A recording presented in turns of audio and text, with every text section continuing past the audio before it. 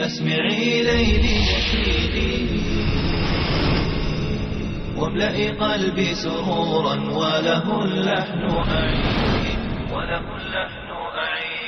يا زهور الروض ميدي اسمعي ليلي نشيدي واملئي قلبي سرورا وله اللحن أعيدي يا زهور الروض ميدي اسمعي ليلي نشيدي واملئي قلبي سرورا وله اللحن أعيدي وله اللحن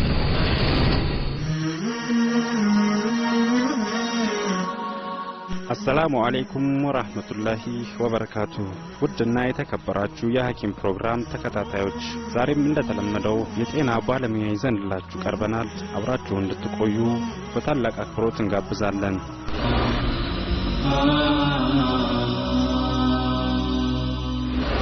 ባለ አረንጓዴ አንደኛ ደረጃ የሕክምና ፍቃድ ማግኘቱን ሲያበስሩ በደስታ ነው ዶክተር አሚር ስፔሻላይዝድ የጥርስ ሕክምና ክሊኒክ በዘመናዊ የሕክምና መሳሪያዎችና በጥርስ ሕክምና ዘርፍ ብቃት ባላቸው ባለሙያዎች የፉል ሴራሚክስና ሜታሎ ሴራሚክ ስራዎችን ጥርት አድርጎ ይሰራል አጠቃላይ የአፍ ውስጥ ንጽህና አጠባበቅ ልዩ ትምህርት መስጠቱ መለያው ነው ጥርሶትን ማስሞላት ማጽዳት የተብላሸውን ማስነቀል እንዲሁም ጥርስን ከወርቅ ወይም ያለ ወርቅ ማሰራት ሲያሻው ወርቅ ሳይታይ ብሌንድድ ብሪጅ ለማሰራት አሊያም ወጪና ገቢ ጥርሶችን መትከል በተፈጥሮ ወጣ ገባ ያሉ ጥርሶችን በቀላሉ ለማስተካከል ወደ ዶክተር አሚር ስፔሻላይዝድ የጥርስ ሕክምና ክሊኒክ ያምሩ ቁጥር 1 ከሊፋ ቢዝነስ ሴንተር 7ኛ ፎቅ 22 አካባቢ የሚያመቸው ከሆነ ሌክስ ፕላዛ ህንጻ ላይ ይገኛል መኖሪያው አዳማ ከተማ ከሆነ ደግሞ መናኸሪያ ኖክ አጠገብ መሐመድ ኑር ህንጻ ላይ ይገኛል እሁድና በበዓል ቀናት አገልግሎት ይሰጣል ዶክተር አሚር ስፔሻላይዝድ የጥርስ ሕክምና ክሊኒክ ፕሮግራማችንን የምንጀምረው ባለሙያው ራሳቸውን በሚያስተዋውቁበት ይሆናል ሰይድ አራጌ ይባላለሁ በጥቁር አንበሳ ስፔሻላይዝድ ሆስፒታል የማህፀንና ጽንስ ሕክምና ክፍል አስተማሪና በማህፀንና ጽንስ ሕክምና ክፍል ስፔሻላይዝ በማድረግ ላይ ይገኛለሁ ወደ እርግዝና ችግሮች ከመግባታችን በፊት እርግዝና ወይንም ጽንስ የሚፈጠረው እንዴት ነው ከሱ ብንጀምር ቢስሚላህ እርግዝና የሚፈጠረው የሰው ልጅ ሊደርስበት በማይችለው ሰው በራሱ ተነስቶ ሊያደርገው በማይችለው በጣም ውስብስብ በሆነ ሲስተም ውስጥ ነው የሚያልፈውና ያ ውስብስብ ሲስተም ደግሞ እንዴት ነው የሚሆነው አንዲት ሴት ልጅ የወር አበባ ማየት ከጀመረችበት ጀምሮ እዛ 13 14 ወይም ደግሞ 15 ዓመት አካባቢ ጀምሮ በየወሩ የሚለቀቅ ወደ ማህፀን ማስተላለፊያ ቱቦ የሚያልፍ እንቁላል አለ ያ ደግሞ የሚመጣው ከእንቁላል ማምረቻ ቱቦ ከሚባለው ክፍል ነው ከሱ ተነስቶ ቱቦው ላይ በየወሩ አንዳንድ እንቁላል ይኖራልና በዚህ መሃል አንድ ሴት ልጅ ግንኙነት ብታደርግ ከወንድ ጋር ግንኙነት ብታደርግ ከ15 ሚሊዮን በላይ የሚሆኑ ስፐርሞች በአንድ ግንኙነት ላይ ማኖር ግዴታቸው ይሆናል ከዛ ውስጥ ግን 15 ሚሊዮን ስፐርም ሴሎች በአንድ ጊዜ መኖር ይኖርባቸዋል አንድ እርግዝና ላይ ውጤታማ ልጅ ደግሞ ፈርቲላይዜሽን ወይም ጽንስ መፈጠር እንዲኖርበት ማለት ነው ይህ የሚሆነው ግን አንድ ስፐርምና አንድ እንቁላል ሊገናኙ ነገር ነው ይህ የሚሆነው ማህፀን ቱቦ ማስተላለፊያ ቱቦ የሚባለው ወይም ደግሞ ፋሎፒያን ቲዩብ የሚባለው ላይ አንዱ ጫፍ አካባቢ ያለ ክፍል ላይ እንቁላሉና ስፐርም ይገናኛሉ ያ አንድ ስፐርምና አንድ እንቁላል ናቸው የሚገናኙት ከተገናኙ በኋላ ሌላ ስፐርም ያንን እንቁላል ይዤ አገኛለሁ ወይም ደግሞ ግንኙነት ይደረጋል ብሎ ማሰብ አይቻልም ልክ እንደ ቤት በለው በቃ የራስ ቤት አለ ሁለት ሰዎች ገቡ ከቤት ከገቡ በኋላ በራቸውን መስኮታቸውን ሁሉ እንደሚዘጉት ማለት ነውና በዛ ሲስተም መሰረት እንቁላልና ስፐርም ከተገናኙ በኋላ በሩ ይዘጋል ያ ሂደት ነው ጽንስ ተፈጠረ የሚባልበት ሂደት ማለት ነው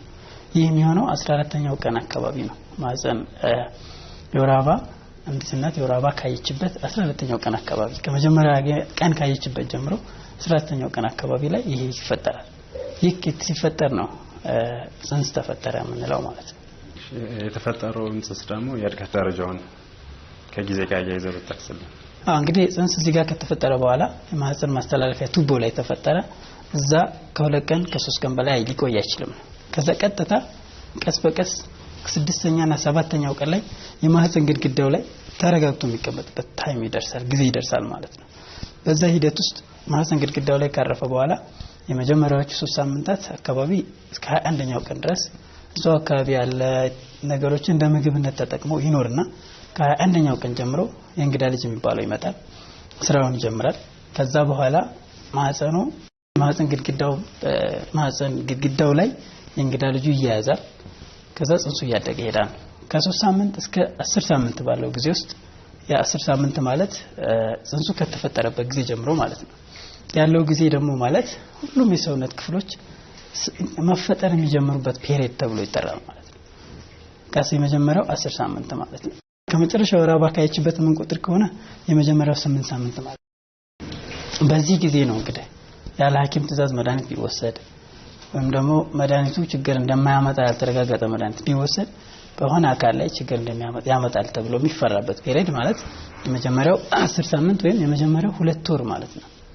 በዚህ ጊዜ ነው። ከዛ በኋላ ያለው ጊዜ ማለት የተፈጠሩት የሰውነት ክፍሎች ራሳቸውን የሚያድጉበት ፔሪየድ ነው የሚሆነው። ግን ለመከፋፈል ብለን ብናስብ የጽንስ ክፍፍል በ3 መክፈል ይቻላል። የመጀመሪያውን 13 ሳምንት ፈርስት ትራይሚስተር ተብሎ ይጠራል ወይም የመጀመሪያ ጽንስ እድገት ጊዜ ፔሪየድ ብለን መጥራት እንችላለን።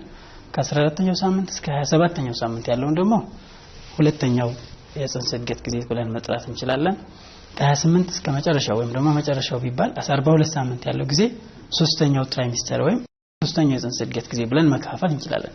የክፍፍል በርግጥ ለሕክምናም ለምንም ያን ያክል ጥቅም ኖሮ ሳይሆን እንዲሁ ለጥናት ስለሚጠቅም ብቻ ነው ክፍፍሉ አስፈላጊ ሆኖ የተገኘው። እድገቱን ካየን አሁን ደግሞ የጽንሱን አቀማመጥ ከጊዜ ጋር ያይዘህ ተነግረህ የጽንስ አቀማመጥ የመጀመሪያዎቹ 13 ሳምንታት አሁን እንደተነጋገር ነው የሚጠበቅበት ከማህፀን ግድግዳ ላይ መሆኑ ብቻ ነው። ከዛም በኋላ ጽንሱ ቢፈልግ አግድም ሊቀመጥ ይችላል፣ ቢፈልግ በቂጡ ሊቀመጥ ይችላል። በፈለገው አይነት መልኩ ተቀምጦ 9 ወር እስከሚሞላ ወይም 8 ወር መጨረሻ አካባቢ እስከሚደርስ ድረስ እንደፈለገው መሆን ይችላል። የጽንስ አቀማመጥ የሚባለው ነገር ሐሳብ ሆኖ የሚመጣው በሁለት መንገዶች ነው። አንድ 9 ወር ሳይሞላ ምጥ የሚመጣ ቢሆን ወይም ደግሞ 9 ወር ሳይመጣ ልጁ መወለድ አስፈላጊ ወይም ግዴታ ሆኖ ቢገኝ፣ ከዚህ ካልሆነ በስተቀር 9 ወር እስከሚሞላ ድረስ ያለ ልጅ አቀማመጡ እንደፈለገ ሊሆን ይችላል። ለዚህም ደግሞ አሳሳቢ ነገር አይደለም ማለት ነው። ስለዚህ ጽንስ ለምሳሌ 28ኛ ሳምንት ላይ ብንወስድ ወይም 7 ወር ላይ ያለውን ጊዜ ብንወስድ አንድ ጽንስ በቂጡ ሊቀመጥ ይችላል። ከመቶ እንደው 25% በቂጣቸው የተቀመጡ ናቸው በዛ ሰዓት። ያ ማለት ግን 9 ወር ሲሞላቸው እንደዛው ነው ይጨርሳሉ ማለት አይደለም። 9 ወር ሲሞላቸው 3 ወይም ከ3 ከ4% በላይ የሚሆኑ ልጆች እንጂ ሌሎቹ ተመልሰው መሆን ወዳለበት አቀማመጥ ወይም መወለድ ወዳለበት አቀማመጥ ሆነው ይገኛሉ ማለት ነው። እሺ ከዚህ ጋር በተያያዘ የእንግዳ ልጅ እንለዋለን ማለት ነው። በሳይንሱ ደግሞ እንዴት ነው የሚብራራው? እንግዲህ የእንግዳ ልጅ ማለት ስሙ ለምን የእንግዳ ልጅ እንደተባለ አላውቅም በአማርኛ ትርጉሙ። እንግዳ ልጅ ማለት በጣም ትልቅ ክፍል ነው። እንግዳ ልጅ ማለት በእናትና በልጅ መካከል ያለ ትልቅ መሰረት ማለት ነው። እሱ ከሌለ ልጅ ሊኖር አይችልም። ከእናትየዋ ጋር በጣም ውስብስብ በሆነ ሲስተም ከማህፀን ግድግዳው ጋር ተያይዞ ነው የሚገኘው። ያ መያያዙ ደግሞ ለጽንሱ እድገት በጣም አስፈላጊ ሆኖ ነው የሚገኘው። ከወደ ልጅ በኩል ብታይ ደግሞ ግማሽ ሜትር በመታከል ገመድ በምትመስል ነገር ላይ ኮርድ ትባላለች፣ አምብላይካል ኮርድ ይባላል። በዛ ግማሽ ሜትር በሚሆን ነገር የደም ቧንቧ መተላለፊያዎች ናቸው። ለዛ ከልጁ ጋር ተያይዞ ታገኘዋለህ። ያ ሁለቱ ነገሮች ስታያቸው የእንግዳ ልጅ ማለት ልጅና እናትን የሚያገናኝ ትልቅ ድልድይ ማለት ነው።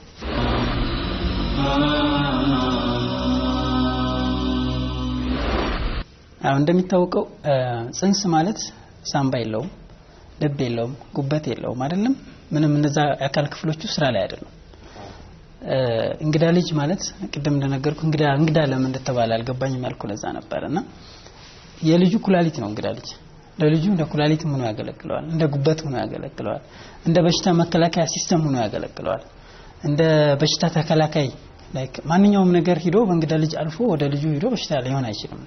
ለምሳሌ HIV የምንወስድ ዝም ብሎ ከእናትየዋ ደም ስላለ ብቻ ሂዶ ልጁ ጋር ሊሄድ አይችልም። መሀል ላይ ያላቸው ባሪየር ወይም ደግሞ መተላለፊያውን ብታየው የእናትና የልጅ ደም ሊገናኝ አይችልም። የሚገርመው ያለችው መገናኛቸው 0.025 ሚሊ ሜትር ነች። በጣም ቀጭን መተላለፊያ ነች ያለችው። በዛች መተላለፊያ ለልጁ ምግብ የሚሆን ነገር ከእናት ተነስቶ ወደ ልጁ ይሄዳል ማለት ነው።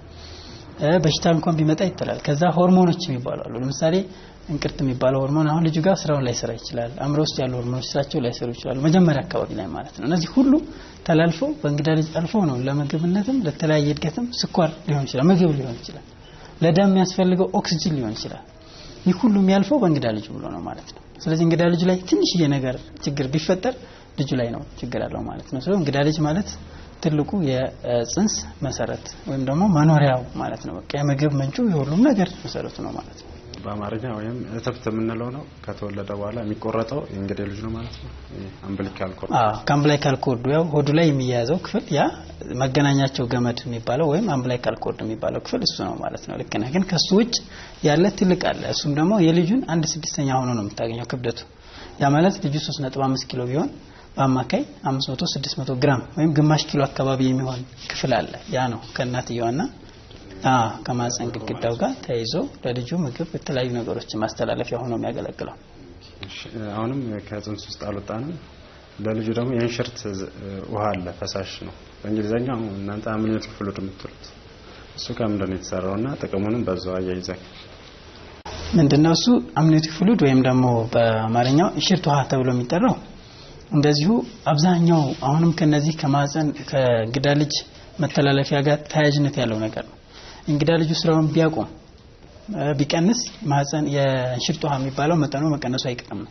ግን አብዛኛው ምርት የሚመረተው ከልጁ የኩላሊት በኩላሊቱ በኩል ልክ እንደ ሽንት ሆኖ የሚመረት ክፍል ነው፣ የሚመረት ፈሳሽ ነው አምኒዮቲክ ፍሉድ የሚባለው። በአማካይ 600 700 800 ሚሊ ሊትር ወይም ከግማሽ ሊትር በላይ አንዳንዴም 1 ሊትር አካባቢ የሚደርስ ነው የሚሆነው። ሲበዛም መጥፎ ነው፣ ሲያንስም መጥፎ ነው። ያ ፈሳሽ በአብዛኛው 90% ውሃ ነው የሚገርመው ማለት ነው። እዛዎች ግን ከውሃነቱ በተጨማሪ የተለያዩ ኬሚካሎች ከውስጡ አሉ። እንደው ለምግብነት ይሆናል ብለን ባናስብ እንኳን ያመጣኑ ግን ለልጁ በጣም ትልቅ ጥቅም ያለው ክፍል ነው። ለምሳሌ ልጁ እንደፈለገ መሽከርከር የሚችለው እንደፈለገ መንቀሳቀስ የሚችለው እሱ ስላለ ነው። አንዲት እናት ወደ ላይ እንኳን ጉዳት እንዳይደርስበት የሚከላከለው እሱ ነው። ኢንፌክሽን እንኳን እንዳይፈጠር የሚከላከለው እሱ ነው። ለምሳሌ በ20 ሳምንት ወይም 5 ወር 6 ወር ላይ እንሽርቷ ቢፈስ ከዛ በኋላ የኢንፌክሽን መከላከያ ሲስተሙ ተበጠሰ ማለት ነው። ለልጁ አደጋ ውስጥ ይገባል ማለት ነው። ኢንፌክሽን ይከላከላል ማለት ነው። ጉዳትን ይከላከላል ማለት ነው። ከዚህ ግን በጣም በተጨማሪ ትልቁ ጥቅም ብለን ብታስበው እሱ የለም ማለት ሳምባ የለም ማለት ነው። ሳምባ ውስጥ ይገባል። ሳምባ ውስጥ ገብቶ ሳምባ ውስጥ ያሉትን ስትራክቸሮች እድገታቸውን ያጠናክራል ማለት ነው። እንሽርቷ መኖሩ ራሱ ለሳምባ እድገት ይጠቅመዋል ማለት ነው። እንሽርቷ ለመኖሩ ደግሞ በተቃራኒው ሳምባ እንዳይኖር ሳምባ የሌላቸው ልጆች ሊፈጠሩ ይችላሉ ማለት ነው። ይህ ሁሉ ጥቅም አለው እንግዲህ የእንሽርቷ የሚባለው። አንድ ሰዓት ልጅ ደግሞ ከመወለዱ በፊት የእርግዝና ክትትል ይደረጋል። ስለሱ የተወሰነ ነው። እርግዝና ላይ ክትትል ማድረግ በጣም አስፈላጊ ነው። አሁን ባለንበት ዘመን ድሮን እኛ እንድትወልደን እዚህ እንደደረስን ኤግዛክትሊ ባናቅም አሁን ግን እርግዝና ክትትል አለማድረግ በራሱ በጣም ብዙ ችግሮችን እያመጣ ነው ያለው። ግን ከመጀመሪያው ብንነሳ አንዲት እናት ክትትል ብትጀምር ከ4 ወር በፊት በጣም የተወደደ ነው የሚሆነው። ከ4 ወር በፊት ክትትል ማድረጓ በመጀመሪያ ላይ ክብደቷ ይታያል። ደም ግፊት ካለ ደም ግፊት ቼክ ይደረጋል። ከዛ በተጨማሪ የልጁ ጊዜ ይታወቃል። በዚህ አሁን ይሄ ነው ጊዜው እድሜው ይሄ ነው ተብሎ ይታወቃል። ከዚህ በተጨማሪም ደግሞ የተለያዩ ላቦራቶሪ ምርመራዎች ይሰራሉ። የደም አይነቷ ይታወቃል። ለሽታ ላይ የሚያጋልጥ የደም አይነት ሊኖራት ይችላል። እሱ ቀድሞ ይታወቃል። ከዛም በተጨማሪ ደግሞ የጉበት ቫይረስ የሚባል አለ። እሱን ማወቅ ይቻላል። HIV ምርመራ ማድረግ ይቻላል። የደም ማነስ ካለም ደግሞ ቀድሞ ይታወቃል። ቀድሞ ሕክምና ማድረግ ይቻላል።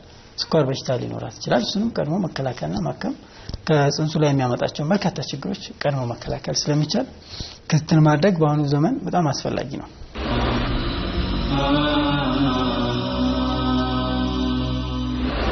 ክብደቱ የሚገኘው እንግዲህ እርግዝና ካለ የደም ፈሳሽ ይጨምራል። የእናትየዋ ደም ፈሳሽ ደማው ላይ የነበረው 5 ሊትር የነበረው ደም 7-8 ሊትር ሊሆን ይችላል። ምክንያቱም ይሄ ለልጁ አስፈላጊ ስለሆነ ልጅ አለ እዛ ጋር ልጁ የራሱ ኪሎ አለው። ለምሳሌ 9 ወር ሲሞላ እስከ 3 ኪሎ በላይ ይሆናል። እንግዳ ልጁ አለ ፈሳሹ አለ አምኒዮቲክ ፍሉድ ወይም ደግሞ እንሽርት ውሃ የሚባለው አለ። ይሄ ሁሉ በአጠቃላይ ሲታይ እናት ክብደት መጨመሯ አስፈላጊ ነው ማለት ነው። አሁን ጥያቄው ክብደት ምን ያክል መጨመር አለበት በእርግዝና ጊዜ የሚለው ነው። በእርግዝና ጊዜ ክብደት የሚጨምረው አማካይ BMI ወይም ደግሞ ቦዲ ማስ ኢንዴክስ የሚባል ነገር አለ።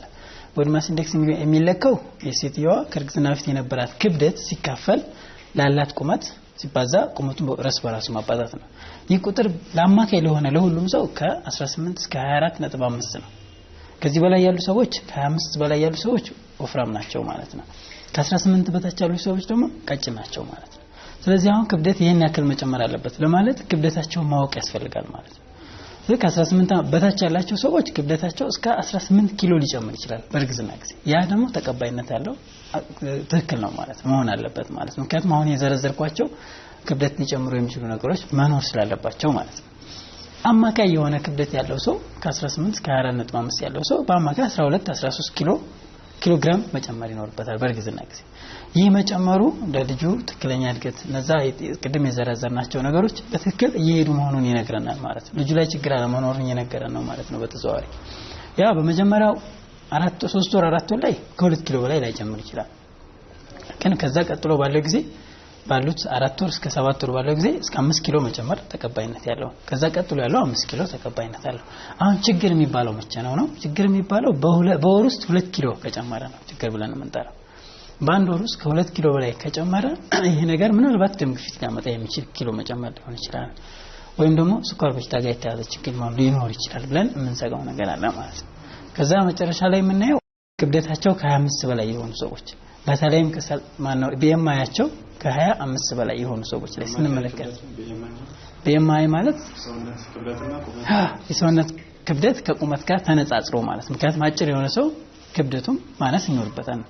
ረጅም የሆነ ሰው ክብደቱ ቢጨምር ምንም የሚያስፈራ ነገር አይኖርም ተቀባይነት ያለው ነው ማለት። በዛ መሰረት ሲሰራ ክብደታቸው ማለት BMI-ያቸው ከ30 እና ከዛ በላይ የሆኑ ሰዎች በእርግዝና ጊዜ አይደለም 18 ኪሎ ከ8 ኪሎ በላይ መጨመራቸው አደጋ ሆኖ ታገኘዋለህ። ስለዚህ የሚመከረው ባላቸው የመጀመሪያ ከእርግዝና በፊት ባላቸው የክብደት መጠን ይወሰናል ማለት ነው። ግን በአማካይ ስትወስደው በአንድ ወር ውስጥ ከ2 ኪሎ በላይ ወይም ደግሞ በአንድ ሳምንት ውስጥ ከግማሽ ኪሎ በላይ ከጨመረ ምንድነው የጨመረው የሚለውን ነገር ማየቱ መልካም ነው ማለት ነው።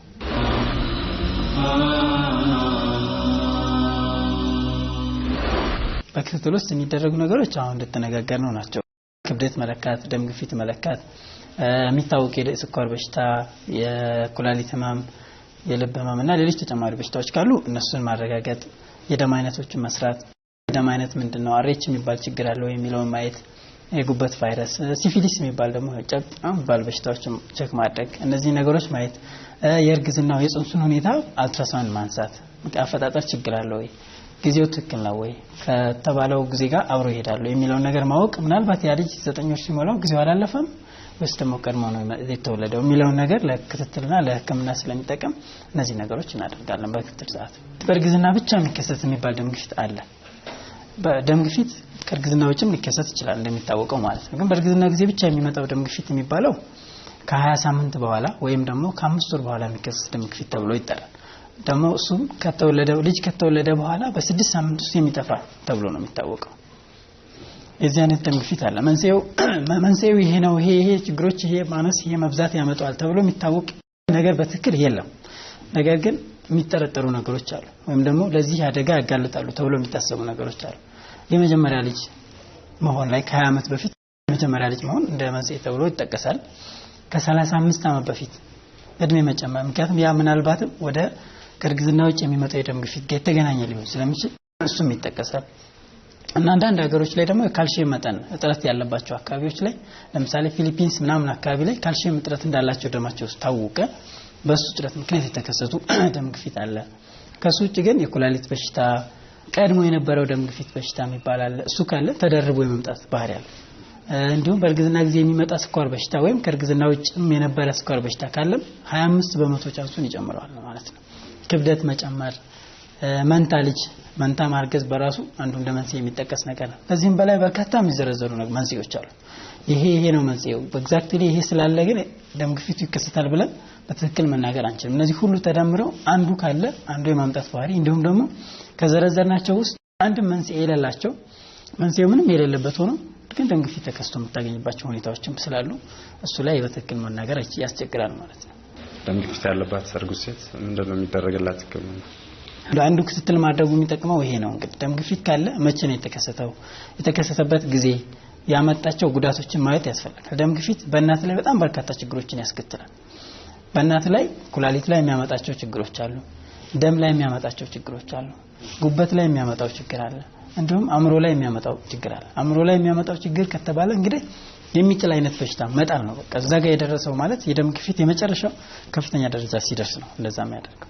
እነዚህ ሁሉ ችግሮች እናት ላይ ያመጣሉ። ህፃኑ ላይ ብትመለከት ደግሞ ጽንሱ ላይ በሽታው የተነሳው መነሻው እንደ ከርግዝናዎች እንዳለው የደም ግፊት አይደለም። ይሄ የሚነሳው ከእንግዳ ልጁ ላይ ነው የሚነሳው በሽታ የሚነሳው። እንግዳ ልጅ ላይ የተነሳ በሽታ ደግሞ አጠቃላይ የእናትየዋን ክፍሎች በሙሉ የሚያጠቃ እንዲሁም የእንግዳ ልጁን ክፍልም የሚያጠቃ ችግር ነው የሚሆነው። ስለዚህ እንግዳ ልጁ ከተጎዳ ልጁም አደጋ ውስጥ ይሆናል ማለት ነው። ስለዚህ ልጁ ላይ ከሚያመጣቸው ችግሮች አንዱ ልጁ ማቀጨጭ ነው። ምክንያቱም እንግዳ ልጁ ላይ እንደሚሄደው ደም ላይ ችግር አለ ማለት ማነስ አለ ማለት ነው። ያ ማነስ ካለ ደግሞ ልጁ በቂ ምግብ ያገኝ አይደለም ማለት ነው። ስለዚህ ይቀጭጫል ማለት የሚጠበቀውን እድገት ሊያድግ አይችልም ማለት ነው። ቀጭጮ ግን ፋይናሊ በመጨረሻ ላይ ሊሞት ይችላል ማለት ነው። ማህፀን ውስጥ ከማጥፋት ይኖራል ማለት ነው። አንዳንዴም ደግሞ እንግዳ ልጁ ከማህፀን ግድግዳው ሊላቀቅ ይችላል ማለት በዛ ሰዓት ደም ይፈሳል። ደም ከፈሰሰ ልጁ ላይ እስከ ማጥፋት ይደርሳል ማለት ነው። ከዚህ በተጨማሪ ደም ግፊት ከፍተኛ ደረጃ ላይ ሲደርስ ግዴታ ልጁ መወለድ ሊያስፈልግ ይችላል።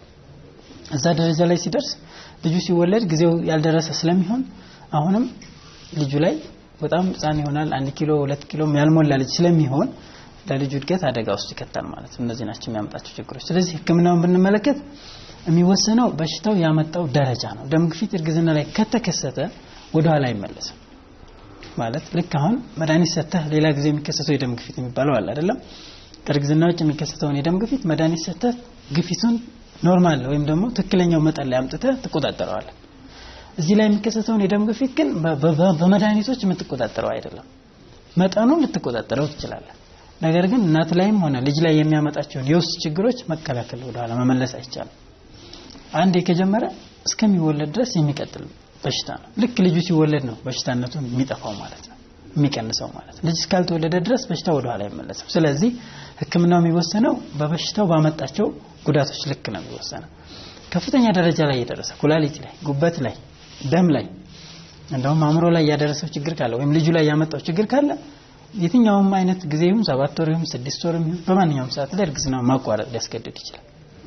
ነገር ግን የደም ግፊት ደረጃው ቀስ ያለ መከታተል የሚቻል ነው ከተገኘ ምናልባትም አልጋ ሆስፒታል ውስጥ እናትን የማስገባት ግዴታ ይሆንና በየጊዜው አልትራሳውንድ፣ በየጊዜው ደም ምርመራ፣ በየጊዜው ሁሉ የልጁን ሁኔታዎች እየታየ መድኃኒቱን እየተሰጠ ለተወሰነ ጊዜ ልጁ እንዲያድግ ሲባል ማለት ነው መግፋት ያስፈልጋል ማለት። ይህ ሁሉ የሚደረገው ለእናት የሚጠቅመው ጥቅም ኖሮ ሳይሆን ልጁን ትንሽም ቢሆን ከማህፀን ውስጥ በመኖሩ የሚያገኘው ጥቅም ስለሚኖር መግፋት አስፈላጊ ነው ስለተገኘ ነው ማለት ነው።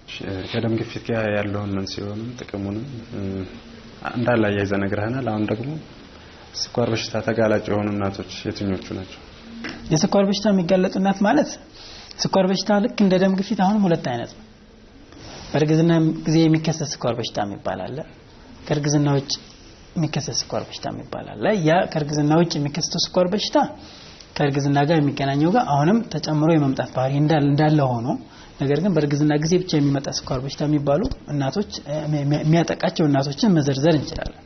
ለምሳሌ ከዚህ በፊት ከ4 ኪሎ በላይ ልጅ ያላት እናት ከ4 ኪሎ በላይ ያለ ማለት ያንን ልጅ የሚያፋፋው ነገር ነበረ ማለት ነው። ስለዚህ ይሄ ነገር ስክሪን ማድረግ ወይም ቅድመ ምርመራ ማድረጉ የተወደደ ሆኖ ይገኛል ማለት ነው። ከዚህ በፊት ድንገት በምንም መንስኤው ባልታወቀ ነገር ላይ ማህፀን ውስጥ ልጅ መሞት መንስኤው ካልታወቀ ምናልባት ይሄ ነገር ከሱ ጋር ግንኙነት ሊኖር ይችላል። በተለይ 9 ወር የሞላው ልጅ ትልቅ ኪሎ የሆነ ልጅ ከሞተ እሱም እንደ መንስኤ ሊጠቀስ ይችላል። እንደተወለደ የሚሞት ልጅ ለምሳሌ ግሉኮስ ያንሳቸዋል። ስኳር በሽታ ያለባት እናት የሚወለድ ህፃን ልክ እንደተወለደ ስኳር መጠኑ በጣም ያንሳል። ያኔ ካልተጠረጠረና ቅድመ ምርመራና እንክብካቤ ካልተደረገለት ልጁን የማጥፋት አቅም ስለሚኖረው እንደዚህ አይነት እናቶችም ካሉ ለሚቀጥለው እርግዝናቸው ላይ ምርመራና ክትትል ማድረጉ አስፈላጊ ሆኖ ይገኛል። ከዚህ በተጨማሪም በተከታታይ ማስወረድ ያጋጥማቸው ይችላል ስኳር በሽታ ያለባቸው ሰዎች። ስለዚህ ሌላ ምልክት ምንም ሳይኖራቸው ማስወረድ ሊኖራቸው ይችላል። እንደዚህ አይነት እናቶችንም ማየቱ ምርመራ ማድረጉ አስፈላጊ ነው ማለት ነው። ከዚህ በተጨማሪ አፈጣጠሩ ላይ ችግር ያለበት ህፃን ሊወለድ ይችላል። ጭንቅላቱ ላይ ሊሆን ይችላል፣ ልቡ ላይ ሊሆን ይችላል፣ ኩላሊት ላይ ሊሆን ይችላል። እነዚህ ችግሮች ቢፈጠሩ ያ ነገር ምናልባት ከስኳር ጋር ሊገናኝ ይችላል ተብሎ ስለሚታሰብ 100% የተባለ ነገር ሳይሆን ግን እነዚህ ሰዎችን ሊያጠቃቸው ይችላል ተብሎ የነበራቸው ማለት ነው ብሎ ስለሚፈራ የሚቀጥለው እርግዝናቸው ላይ ምርመራ ማድረግ ያስፈልጋል። የምርመራው ሂደት እንዴት ነው? ምርመራ የሚደረገው ከእርግዝና ውጭ እንዳለው አይነት አይደለም። እዚህ ጋር ይለያል። በእርግዝና ውጭ ባለበት ሰዓት ላይ ስኳር የሚመረመረው ጧት ቁርስ ሳይበላ የሚሰራ ቀጥታ ስኳር ከደም ሳምፕል ወስዶ መስራት ብቻ ነው የሚያስፈልገው። ነገር ግን በእርግዝና ጊዜ ስንመለከተው ይሄ በጣም ፈጽሞ የተለያየ ሆኖ ታገኘዋለህ። ግሉኮስ የሚባል የሚጠጣ መስጠት አለባቸው እናቶች። ያንን የሚጠጣ ወስደው በየሰዓቱ 1 ሰዓት 2 ሰዓት 3 ሰዓት ላይ ተሰርቶ እንዲሁም ደግሞ ቁርስ ሳይበሉ የሚሰራው ጋር 4 ውጤቶች ተደምረው ከነዛው ሁለቱ ኖርማል ሆነው ሳይገኙ ሲቀር ብቻ ነው ስኳር በሽታ አለ ብለን የምናስበው ማለት ነው። ይህ ማለት በእርግዝና ጊዜ የተከሰተውን ስኳር ለመለየት ማለት ነው። ይሄኛው አይነት ምርመራ ቀጥታ ምግብ ሳይበላ የሚሰራው ምርመራ ማለት ከእርግዝና ውጭ የነበረው ስኳር ለማወቅ ብቻ ነው የሚጠቅመው ማለት ነው። ምርመራው እንደዛ ነው የሚደረገው። ግን ይሄ ምርመራ የሚሰራው ከ5 ወር በኋላ መሆን አለበት ወይም ከ24ኛው ሳምንት በኋላ መሆን ይኖርበታል። ከዛ በፊት የእርግዝና በአጠቃላይ ዲያቤቲክ የሚያመጣው ወይም ደግሞ ስኳር አምጪ ተብሎ የሚጠቀስ ነው። ደም ውስጥ ስኳርን የመጨመር ባህሪ ያለው። ይሄ የሆነበት ምክንያት ደግሞ ለልጁ ሲባል ነው። ልጁ እናት አሁን ጾመኛ እየጾመች ቢሆን እናት እየጾመች ቢሆን ልጅ እንዴት ነው ሊኖር የሚችለው? የሆነ ሲስተም መኖር አለበት። ልጅ ሊጾም አይችልም። ጽንስ ሊጾም አይችልም። ስለዚህ ደም ወይም ደግሞ ይሄ እንግዳ ልጅ የተባለው ክፍል የሚያመርተው የሆነ ሆርሞን አለ። ያ ሆርሞን ምን ያደርጋል? ከእናትየዋ ውስጥ ያለውን ግሉኮስ በሙሉ የበለጠ አሳንሶ ወደ ልጅ ይወስዳል። ይሄ እንግዲህ ልጁን ሰርቫይቭ ወይም ልጁ እንዲኖር መሆን ስላለበት ይሄ የአላህ ስራ ነው። ማንም ሰው ይሄን ሲስተም አምጥቶ ሊያሳየን አይችልም። ያን ሲስተም ወስዶ የእናትየዋን የደም መጠን የመጨረሻ የስኳር መጠን አሳንሶ ወደ ልጅ ይወስደዋል። ለዛም ነው ስኳር በቀላሉ በእርግዝና ጊዜ ተመርምሮ ማወቅ የሚያስቸግረው። ያ ሲሆን ደግሞ ለእናት ምግብነት የሚያገለግል ፋት አለ ወይም ደግሞ ጮማው ወደ እናትነት ምግብ ማገልገል ይችላል። እሱ መጠቀም ትችላለች ነው። ምርመራው የሚደረገው ከ5 ወር ወይም ከ6 ወር በኋላ መሆን ያለበት ለዚህ ነው ማለት ነው። ከምርመራው በኋላ ደግሞ የሚደረገው ህክምናስ ምን ይመስላል? አያይዘን ህክምናው በመጀመሪያ የሚታየው የስኳር መጠኑ ነው። ስኳር መጠኑ ኢንሱሊን የሚያስፈልገው ወይም ደግሞ ለልክ እንደ ስኳር መድኃኒት የሚያስፈልገው ነው ወይ የሚለው መለየት ነው። ኢንሱሊን የሚባል ህክምና አለ። ወደዛ ከመሄድ በፊት ግን የመጀመሪያው ስራ አመጋገብ ማስተካከል ነው። ለሁሉም እርግዝና ላይ ያለች እናት አመጋገብ የራሱ ምክር አለው። ሆኖም ግን ስኳር ላለባቸው ሰዎች የተለየ ምክሮች አሉ። ጮማ ያለው የሌላቸው ነገር አመጋገብ መሆን አለበት። ስኳር በጣም ያልበዛበት መሆን አለበት። ላይክ ስኳሩን ድንገት ወደ ላይ የሚጨምሩ የማይሆኑ ምግቦችን መመገብ ይኖርባታል። እንቅስቃሴ ማድረግ አስፈላጊ ነው። ተወሰኑ እንቅስቃሴዎች ማድረግም ላይክ የተመገበችው ምግብ ስራ ላይ ማዋል ስለሚኖርበት ማለት ነው። በዚህ ተሞክሮ አብዛኛዎቹ ኮንትሮል ሊሆኑ ይችላሉ። ይህ ካልሆነ ግን መቆጣጠር ካልተቻለ በዚህ ቀጥታ ወደ ኢንሱሊን ወይም ስኳር ማከሚያ ኢንሱሊን ደረጃ ላይ ሊደርስ ይችላል። እዛ ላይ መቆጣጠር በራሱ እንደምታሰበው እንግዳ ልጅ የሚባለው የሚያመርታቸው ሆርሞኖች በመኖራቸው ምክንያት ኮንትሮል መቆጣጠሩ በጣም ከባድ ሆኖ ታገኘዋለህ በእርግዝና ጊዜ። ሆኖም ግን ህክምና ሲስተሙ መጀመሪያ እንቅስቃሴ እና አመጋገብ በአንድ ላይ ቀጥሎ ኢንሱሊን ወይም የመድኃኒት ህክምና ነው ማለት ነው። አንዲት እናት የስኳር ህመምተኛ ከሆነች ልጇ ላይና እሷ ላይ የሚያመጣቸው ችግሮች ምንድን ናቸው? ስኳር ህመምተኛ መሆኗ።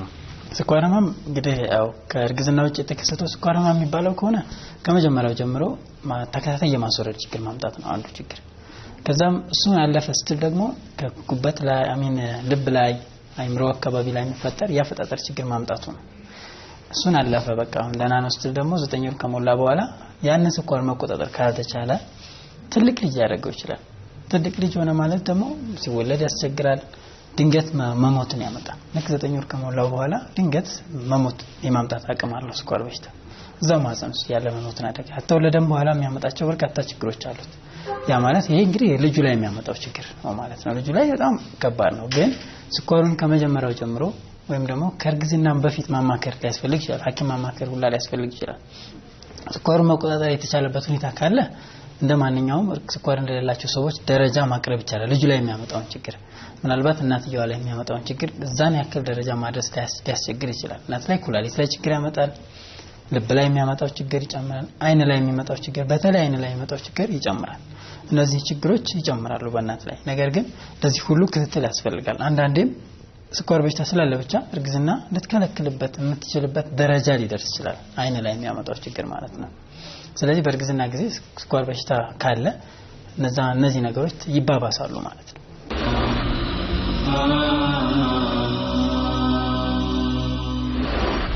ሰኪና የጥርስ ህክምና ክሊኒክ ሰኪና የጥርስ ህክምና ክሊኒክ በዘመናዊ አልትራሶኒክ ስኬለር ማሽን ጥርስን ማጠብ፣ የተቦረቦረ ጥርስ መሙላት፣ ዴንቸር ለአረጋውያን ምቹ የሆኑ ወጪ ገቢ ጥርስን መስራት፣ የአበቃቀል ችግር ያለበት ጥርስ በብራንስ ኦርቶዶንቲክ አፕላይንስ ማስተካከል፣ በሴራሚክስ ዊዝ ሜታል፣ በኮርሞ ኮባልት፣ በወርቅና በአክሌሪክ ጥርስን መትከል፣ ጥርስን እያዩ በሚታከሙበት ቴክኖሎጂ በጥራትና በብቃት ህክምና ያገኛሉ።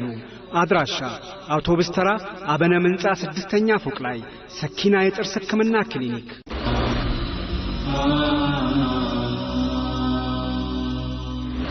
የደም አይነት በእርግዝና ጊዜ ማወቅ በጣም አስፈላጊ ነው። ከዛ በፊት የደም አይነቶች ምን ናቸው ብለን ከጠቀስና የደም አይነት 4 አይነት ደሞች አሉ። ኦ የሚባል አለ፣ ኤቢኦ የሚባል ክፍፍል ያላቸው አሉ ለብቻ። እሱን ስትመለከት 4 አይነት ደሞች አሉ። ኦ አለ፣ ኤ ቢ እና ኤቢ የሚባሉ ደሞች አሉ። እነዚህ ደሞች ደግሞ ፖዚቲቭ እና ኔጌቲቭ ተብሎ ይከፈላሉ። ይህም ባላቸው የአርኤች አይነት ነው። አርኤች የሚባለው ነገር አለ ወይም የለም ተብሎ ነው የሚጠቀሰው። እነሱ አሁን አንድ ሰው አርኤች የሌለው ከሆነ ኦ ሆኖ ደግሞ ኦ ኔጌቲቭ ተብሎ ሊጠራ ይችላል ማለት ነው። አንዲትም ሴት እንደዛው ኦ ሆኖ ከሆነ ደግሞ አርኤች ካላት ኦ ፖዚቲቭ ተብላ ትጠራለች ማለት ነው። አርኤች ማለት ሬሄሰስ ነው የሚባለው። ግን ይሄ እንግዲህ በጣም ብዙ አይነት ናቸው። ከነዚህ ውስጥ ዲ፣ ሲ እና ኢ የሚባሉ ፋክተሮች አሉት። እነሱ ናቸው። ይሄን ዝርዝር ሁኔታ ውስጥ መግባት አስፈላጊ ላይሆን ይችላል እዚህ ላይ ጥቅም ስለሌላቸው ሌሎቹ። እኔው ግን ዋናው የሚባለው ዲ የሚባለው ነው። አርኤች አይነት ነው። ይህ አርኤች አለ ማለት ዝም ብሎ የሚቀመጥ ከደሞቹ ጋር የሚገኝ አንቲጅን ነው። ፎሬን ነገር ወይም አዲስ ነገር ነው ማለት ነው። ያ ነገር ያለው ሰው አለው፣ የሌለው ሰው የለም ተብሎ ይጠቀሳል። በእርግዝና ጊዜ የደም አይነት ማወቅ ጥቅሙ አንዱ አርኤች ለመለየት ነው። ምክንያቱም አርኤች መኖርና ያለ መኖር ጉዳይ ሾተ ላይ ለተባለው በሽታ አጋላጭነትና የማጋለጥና ያለ ማጋለጥ ነገር ስለሚነግረን ማለት ነው። ከዛ በተጨማሪ ግን ደምን ማወቁ የሚጠቅመው ድንገት እናት እርግዝና ላይ ስትሆን በማንኛውም ሰዓት ብዙ ደም ሊፈስ ይችላል። ምንም መገመት አይቻልም፣ ማወቅ አይቻልም። ያኔ ደም ቢፈሳት በድንገት ያኔ ደም አስፈላጊ ሆኖ ሲገኝ የሷን የደም አይነት ቀድሞ ስለሚታወቅ ቶሎ ለማስጠት ስለሚቻል ነው። ምክንያቱም ደም የሚሰጠው ኦ ከሆነ አንድ ሰው ያለው ደም ከኦ ብቻ ነው ደም መቀበል የሚችለው ነው። ኤቢ ከሆነ ያለው ከሁሉም ደሞች ሊቀበል ይችላል ነው። ኤ ካለው ከኦ እና ከራሱ ከኤ ካለው ሰው ጋር ብቻ መቀበል ስለሚችል ደም የሚሰጥና የማይቀበል አይነት ይሄ አይነት እንትን ስለሚኖር ስለዚህ የደም አይነት ማወቅ ለዚህ ለሁለት ጥቅሞች ይውላል ማለት ነው። ከደም አይነት ጋር የተያዘው ደግሞ ሾታ ላይ የሚባለው ነገር ነው። ሾታ ላይ ምንድነው? እሱን ብታብራራለን። ሾታ ላይ ማለት እንግዲህ አርኤች ጋር የተገናኘ ነው። አርኤች ማለት አርኤች የተባለው ከነዚህ ከአራት የደም አይነቶች ኤቢኦ አይነት ደም አይነቶች ላይ አለ ወይም የለም የሚለው ነገር ጋር የተያዘ ነው። ወንድ ላይ አርኤች ኖረ አልኖረ ጥቅም የለውም። ላይክ ለልጁ ሊያስተላልፍ ይችላል። መኖር አለመኖሩ ሊያሳስብ ይችላል ለልጁ። እሱ ላይ መኖሩ ለራሱ ጉዳይ ነው። ለሴት ላይ ሲኖር ግን ለልጇ አሳሳቢ ነው። ለምሳሌ አርኤች ኔጌቲቭ ወይም ደግሞ አርኤች የሌላት እናት ብትሆን እና የባለቤቷ የደም አይነት አርኤች ፖዚቲቭ ቢሆን፣ ምክንያቱም አርኤች ፖዚቲቪቲ እኛ ሀገር ላይ ብትመለከት ዳታ ኤግዛክትሊ በቁጥሩን በትክክል የሚያሳይ ባይኖረንም እንኳን ከ90 በላይ የሚሆኑ ሰዎች አርኤቻቸው ፖዚቲቭ የሚባሉ ሰዎች ናቸው። አሜሪካ ላይ ብትሄድ ደግሞ 15 በመቶ የሚሆኑ ሰዎች አርኤች የላቸውም፣ ኔጌቲቭ ናቸው። ያ ማለት 85 ከመቶ ሰዎች አርኤች ፖዚቲቭ ናቸው። ቻይና ብትሄድ ደግሞ 1 በመቶ ብቻ ነው ኔጌቲቭ ወይም አርኤች የሌላቸው የሚሆኑ ያሉ ሰዎች። ስፔን ብትሄድ ይጨምራል ቁጥሩና የተለያየ ሀገር ላይ የተለያየ ቁጥር ነው ያለው። ስለዚህ እኛ ሀገር ላይ አሁን አርኤች አብዛኛው ወንድ አርኤች ፖዚቲቭ ሆኖ ነው የምታገኘው፣ አብዛኛው ሰው ማለት ነው። ግን ድንገት አንዲት ሴት አርኤች ኔጌቲቭ ወይም ደግሞ አርኤች የሌላት ብትሆን እሷ ጽንስ ላይ የሚያመጣው ችግር አለ ነው ዋናው ነገር። ያ የሚሆነው መቼ ነው? ሴትየዋ ከዚህ በፊት እርግዝና ይኖራታል። ያ እርግዝና የሚወለደው ልጅ አርኤች ፖዚቲቭ ሆኖ ከነበረ በማህፀን ውስጥ እያለ በማንኛውም አጋጣሚ በመውለድም ሊሆን ይችላል፣ ከመውለድ በፊትም ሊሆን ይችላል፣ ከተወለደም በኋላ ሊሆን ይችላል። በድንገት የሆነች ትንሽ የምትሆን ደም 0.1 ሚሊ ሊትር የምታክል ደም ትበቃለች፣ ወደ እናት ትሄዳለች። እናትየዋ ውስጥ ከሄደች በኋላ ያቺ ደም ምን ይፈጠራል? ይሄ ነገር አርኤች ፖዚቲቭ ወይም ደግሞ አርኤች ያለው ደም ልጁ ስለነበረው የሷ የበሽታ የመከላከያ ሲስተም ያንን አርኤች የሚባል ነገር አያውቀውም ከዚህ በፊት። ስለዚህ እንደ በሽታ አድርጎ ይቆጥረዋል ማለት ነው። ስለዚህ እንደ በሽታ ከቆጠረው ያጠቃዋል ማለት ነው። ስለዚህ እናትየዋ ውስጥ ገብቷል፣ ያ ነገር አዲስ ነው ማለት ነው። እናት የሚቀጥለው ላይ እርግዝና ቢፈጠር ወይም ደግሞ ይሄ ችግር የተፈጠረው እርግዝናው እንደተፈጠረ መጀመሪያ አካባቢ ከሆነ መጨረሻ አካባቢ ላይ ልጁ ላይ የልጁ ደም አርኤች አለው የሷ የለውም። ድሮ የተዘጋጁ የበሽታ መከላከያ ሲስተም አለ። ያን የልጅ ደም እንደ አዲስ ተብሎ ይቆጠራል ወይም ለበሽታ ተብሎ ሊቆጠር ይችላል ማለት ነው። ስለዚህ ያን የእሷ የደም መከላከያ ሲስተም እንግዳ ልጁን አልፎ ህፃኑ ደም ውስጥ ይገባና የልጁን የቀይ የደም ሴሎች እንዳለ ያጠፋቸዋል። ስለዚህ ልጁ ገና ማህፀን ውስጥ እያለ ደም ማነስ ይኖረዋል ማለት ነው። አንዳንዶቹ ላይ እንደተወለዱ ቀለል ያለ ሲሆን ማለት አንዳንዶቹ ላይ ደግሞ ማህፀን ውስጥ ችግር በማምጣት ማህፀን ውስጥ እያለ ልጁን እስከ ማጥፋት የሚያደርስ በርካታ ችግሮች ያመጣል ማለት ነው። እና ምንድነው የሚደረገው? የደም አይነት ይታወቃል። መጀመሪያ ስራ ላይ አሬች አለ ወይስ የለም የሚለው መለየት ነው። አሬች የለም የሚል ዳታ ካለ ወይም ደግሞ አሬች ኔጌቲቭ ነች የሚል ነገር ካለ አንዲት እናት ቀጥለን የምንሄደው ከዚህ በፊት ይሄን አይነት አሬች ደሟ ያውቀዋል ወይ ለከለ በሽታ እንደ አዲስ ብሎ ቆጥሮታል የሚለው ማረጋገጫ የሚሰራ ምርመራ አለ። እሱ ምርመራ ይሰራል። እሱ ምርመራ ከተሰራ እሱ ላይ ምንም ነገር ከሌለ በእርግዝናዋ ውስጥ ክትትል በማድረግ 28ኛ ሳምንት አካባቢ ወይም 7 ወር 8 ወር መግቢያ አካባቢ ላይ መከላከል ይቻላል። መድኃኒት መስጠት ይቻላል። አንታይዲ ወይም ጉድ ነው መድኃኒቱ እኛም ሀገር አለ መድኃኒት ነው። እሱ መድኃኒት መስጠቱ አጠቃላይ 16% ላይ ነው አደጋው። ለምሳሌ አንዲት እናት በእርግዝናዋ ሙሉ እስከምትወልድ ምጥ እስከሚጀምር ድረስ ባለው ጊዜ ውስጥ ከጠቅላላ እርግዝናዎች እሷ አሬች የሌላት ከሆነች 2% እናቶች ላይ አሬች የሚባለው ችግር ሊፈጠር ይችላል። ወይ ደግሞ የልጁ ደም ወደ እናትየዋ ሊሄድ ይችላል። ያን ቻንስ 28ኛ ሳምንት ላይ ደም በመስጠት መከላከያውን በመስጠት ማገድ ይቻላል፣ መከላከል ይቻላል። ይሄ ግን በቂ አይደለም። እንደውም በዋነኛነት የሚተላለፈው ቀሪው 16% አይደለ ከእናት ይሄ ችግር የሚፈጠረው 14% የሚሆነው በወሊድ ላይና ከወሊድ በኋላ ባሉት ነገሮች ስለሚበዛ አንዲት እናት ደግሞ ልክ ልጅ እንደተወለደ የልጁን የደም አይነት ምን እንደሆነ ስለማናቀው እስከሚወለድ ድረስ ስለማናቅ እንደተወለደ የልጁን ደም ቸክ አድርገን የልጁ ደም አሁን አሬች ያለው ወይም አሬች ፖዚቲቭ ሆኖ ከተገኘ ለእናት ድጋሜ ያን መድኃኒት መስጠት ያስፈልግ ይችላል። አሁን እዚህ ጋር ሁለቱን ሚዛን ውስጥ ማስገባት ያስፈልጋል። አንዳንዴ አንድ ሰው ሁለቱም ውድ መድኃኒቶች በመሆናቸው ሁለት ጊዜ መውሰድ ላይ ይቻል ይሆናል። ስለዚህ አንዳንድ አይነት ሁኔታዎች ሲያጋጥመው ምናልባት ልክ ሊወለድ ሲል መስጠቱ ሊሻል ይችላል። ምክንያቱም 14% መከላከል ይቻላልና ማለት ነው። በአጠቃላይ ግን አንዲት እናት አሬቿ ኔጌቲቭ ከሆነ 60%ዎቹ ልጆቿ አሬቻቸው ያላቸው ሆኖ ነው የሚገኙት። 40%ዎቹ ብቻ ናቸው እሷን አይነት ደም ይዘው ሊወለዱ የሚችሉት።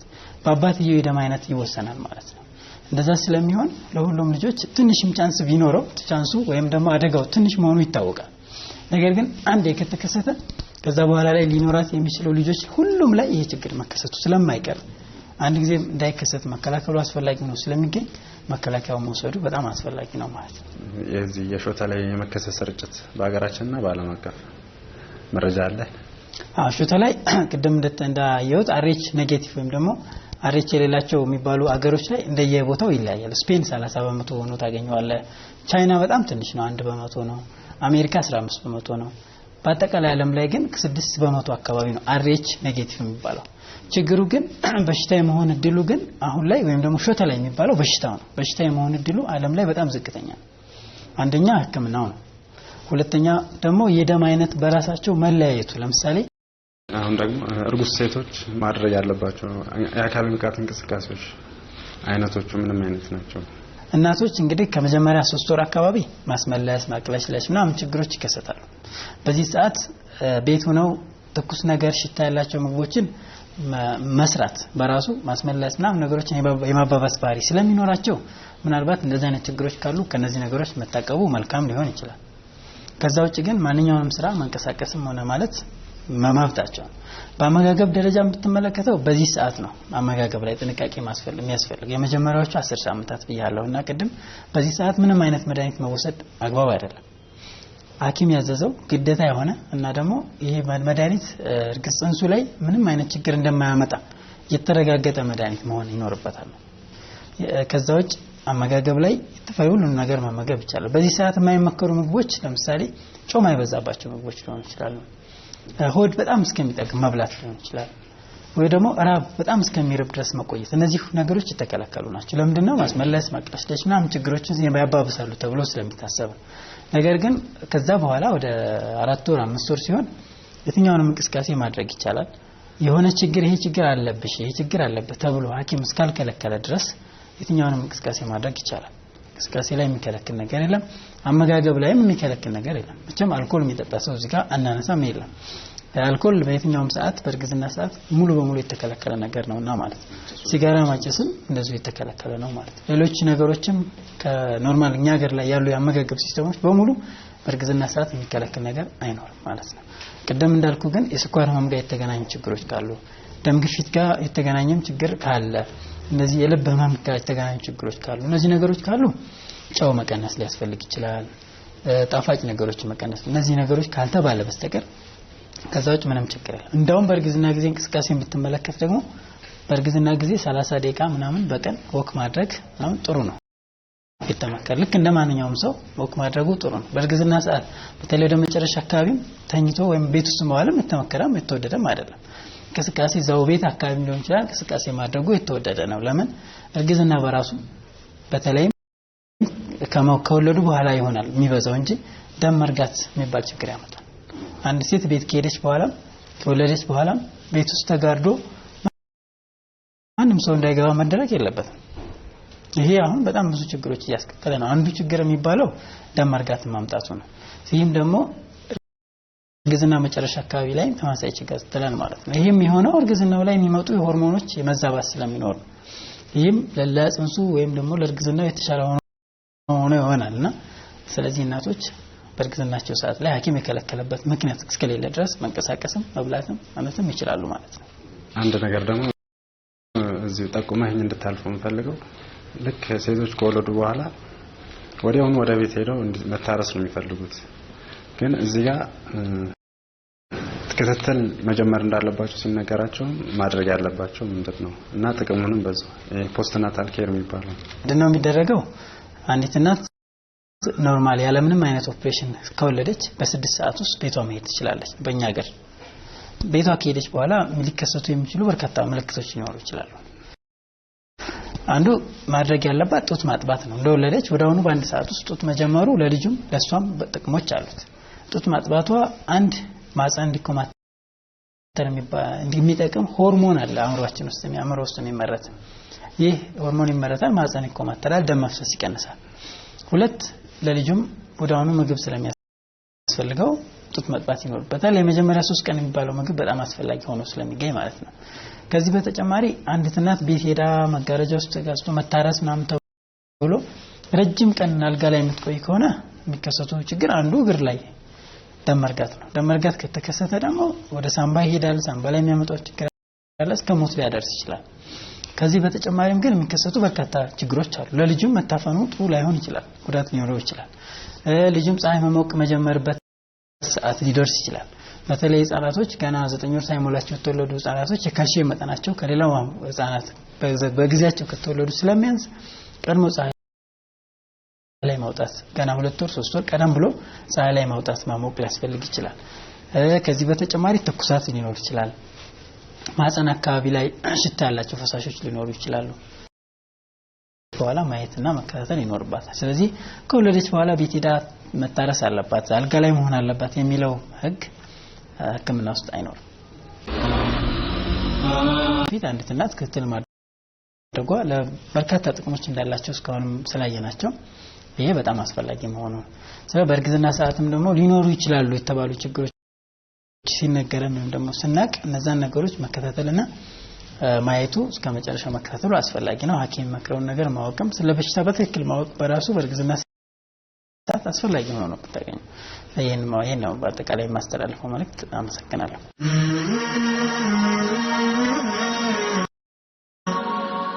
እንግዲህ ውድ የአፍሪካ ቲቪ ሐኪም ፕሮግራም ተከታታዮች በዛሬው ፕሮግራማችን ስለ ወሊድና ተያያዥ ችግሮቹና መከላከያዎቹ በቂ ግንዛቤ እንዳገኛችሁ እናምናለን። ለቃለ መጠይቃችን እዚህ ስቱዲዮ ድረስ በመምጣት የተባበሩንን በጥቁር አንበሳ ስፔሻላይዝድ ሆስፒታል የማህፀንና ጽንስ ስፔሻሊስት ተማሪ እንዲሁም መምህር የሆኑትን ዶክተር ሰይድ አራጌን በአላህ ሱብሓነሁ ወተዓላ ስም እንድናመሰግን እንወዳለን።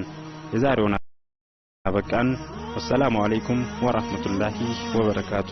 ባለ አረንጓዴ አንደኛ ደረጃ